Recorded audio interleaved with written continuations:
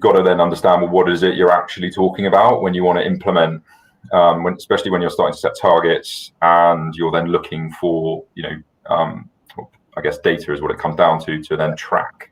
Can I then say I am doing better or worse against my ESG principles? And I think that's where it becomes necessarily a bit more complicated.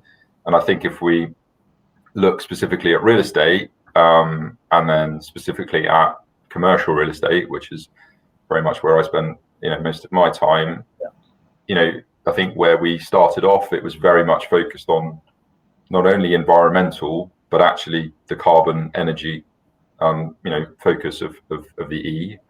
Yes, that has grown, and I think we're starting to now see, and in fact we were just chatting off before around some of the metrics around the S coming in, so particularly around the human component and the sort of social component, and how buildings effectively influence and can support us, and then obviously the G being the governance aspect, so putting in place the right mechanisms to make the right decisions. So it's all of the above, and it's and fundamentally, it's one of those things that I struggle with, because a sustainable business or a sustainable building is effectively one that stands the test of time because it does everything right. But I think we have to accept that the market has kind of taken that acronym or that language and applied it into different ways. And I think particularly in the angle of tech, buildings and tech, it's got very sort of focused on carbon, energy,